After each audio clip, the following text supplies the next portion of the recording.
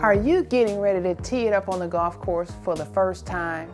Or were you out on the course only to realize mid-round that your bag wasn't packed and stocked as well as it needed to be? If either of those cases sound like you, then this video is for you. Get ready to learn about the top 10 essential items for your golf bag right now.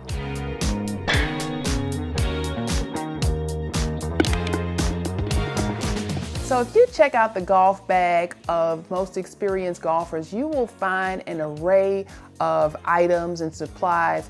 Now, that mix of items is probably specific to the golfer, but you'll find that there are some items that every golfer will have because we know that they're essential to being productive and efficient while we're out there on the course. So let's talk about these 10 items. Now, obviously, we cannot strike a golf ball without a golf club. If you are headed to a golf course, then you will need your own set of clubs. And the set of clubs can vary in terms of its mix. This is an important point. Please know that while it's some municipal and public facilities that are kind of come as you are and that type of thing, they're okay with you sharing clubs. But in most semi-private and private clubs and resorts, you're absolutely prohibited from sharing sets of clubs. So in other words, in a foursome, there should be 4 sets of clubs. Threesome, 3 sets of clubs, so on and so forth.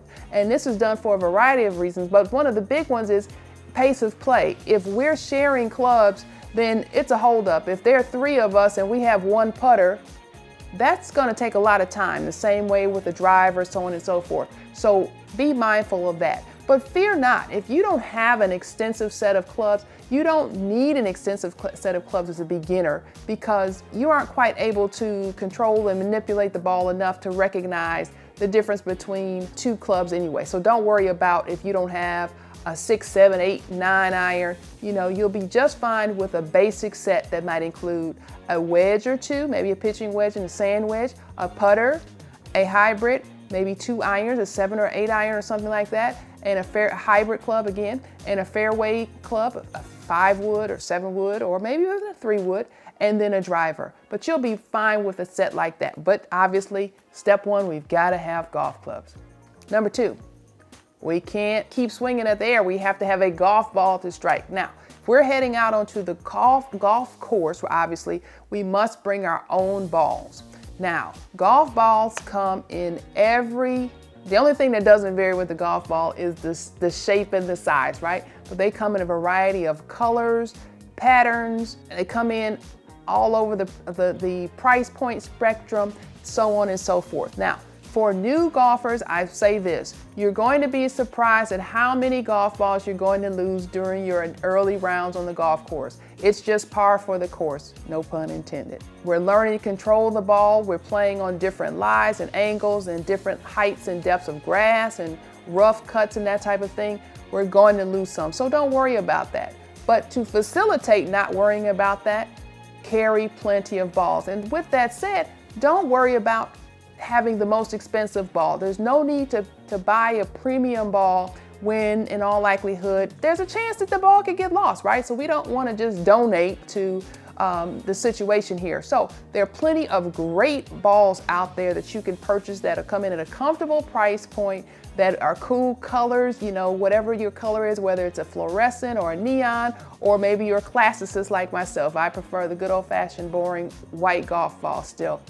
Whatever your preference is, there's an option for you out there. Now, one of the options that I absolutely love sharing and reminding people about is this, the X-Out. The X-Out is this cool thing. Well, the manufacturers don't view it that way. What happens is if during the manufacturing process, the stamping process essentially, an error is created on the ball where the ball is even the cosmetics of the golf ball, not the technical aspects, but the cosmetics are even the least bit flawed, the manufacturing company, the ball producer, cannot sell it at full price. They cannot sell it as a first run. So they call these X-Outs because they literally stamp X's over the brand name because it's kind of saying this doesn't quite meet our quality standards. But the golf ball is still great. So you can get X-Outs at phenomenal prices. So look around at the different stores and outlets and that type of thing. So that's a great option too, because they'll come in at a very reasonable price point and you'll get a nice quality ball. But even if you don't go for the XI, I'm telling you, there are more golf ball brands and types out there to meet your interests and needs. So gotta have golf balls, so make sure you buy plenty of them. So 1 time per hole, and that is where we're starting off what we call our tee shot. We have an opportunity to make sure that the ball is perfectly positioned to our height and to our preference using a little piece, a little tool here. We call it just that right there, right?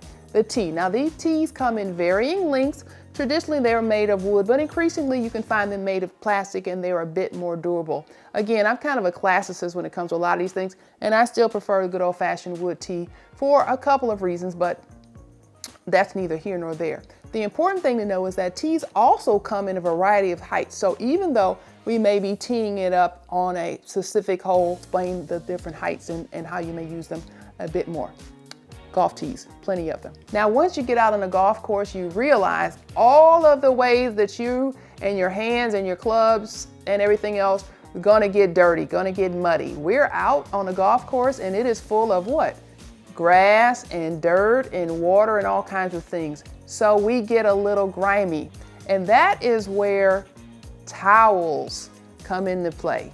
You will see that experienced golfers who've been doing this a while, we carry lots of towels. If I think about my golf bag right now, there's one hanging off the center strap, there's one hanging off the side strap, there's 2 in another compartment. I can never get enough towels because there's a lot of moisture, and that's what helps keep the grass green and things beautiful out there. But the trade-off is there's a lot of opportunity for my hands to get dirty, and I don't want moisture when I'm holding a club. I don't want my handles, my grips to get wet, but they will if I happen to have to lie the club down, especially if you're playing in the morning where there may be dew and condensation still on the ground. So it's another reason. Then each time that I'm going to prepare to putt and I'm walking toward the green where I may have a wedge and a putter in my hand, I only use one club at a time, right? So one of them is going to have to lie down on the ground, and that's where we use a towel. We may use a towel in that situation.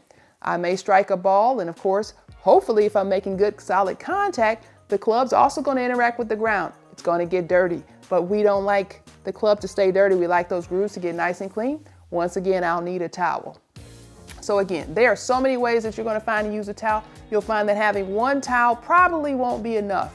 So make a note to bring at least 2 or 3. Now, any type of towel could work, but I prefer the highly absorbent, kind of this waffle style that's very popular among the golf brands and that type of thing, very common. And then there's the good old-fashioned, more typical kind of cotton absorbent. But 2 to 3 towels at minimum will serve you well. Now, if you play enough golf, there is a virtual guarantee that you are going to experience a variety of climates. It may be sunny for a while, it may be cloudy, a rain shower may come in, it may be windy, the temperature may drop, it may increase again. All that to say, that's part of golf, weather and the changes of the weather. But one of the things that can really have an effect on you and your equipment and how you play is the precipitation, rain, right? And if you are getting wet, that is an uncomfortable feeling. At the same time, unless there's electricity, most golfers, we just keep on playing, unless it's just a massive downpour or there's thunder and lightning. Those two, definitely not the thunder and lightning, but even the heavier precipitation. Nonetheless, it's important to be prepared. This is all about preparation and making sure that our golf bag is properly equipped, right? So one of the things that you'll find that most experienced golfers do to have their bags well prepared will carry some type of rain garment. One of the most popular ones, you'll hear the term a golf shirt or a rain shirt. And it's simply a water-resistant, weather-resistant shirt. Essentially, it'll zip over in maybe a 3/4 or a half zip, or maybe just a full pullover. But here's the thing, it's not just a jacket, because oftentimes the sleeves are either half or 3/4. Why is that important? Because golfers, we're busy swinging, right? And while we may want to have coverage and protection to make sure we stay warm and we don't overheat, and also I don't want my shirt to get wet, because ultimately if it stops raining, I don't want to be there in this yucky wet shirt, right? I want to stay dry. I still need and have the flexibility and the range of motion to move. So golf shirts are really popular for men and the ladies, and it's something that, and frankly, until I was playing a lot of golf, I never really kept a golf shirt. But now I always have one tucked away in my bag. It may go for months without seeing the daylight, but when I need it, and so it's always there. And so I would encourage you to consider something like that to have in your bag so that you don't have to worry about it and constantly packing your bag just in case, because trust me, the cloud pops up even when the weatherman didn't predict it to be so. Rain gear. Is this video adding value to you as you grow your golf game? If you could do us the favor of pressing the like button, the subscribing, and even ringing the notification bell so that you never miss valuable videos from the Dr. Greta Golf channel, we'd appreciate it. Thank you.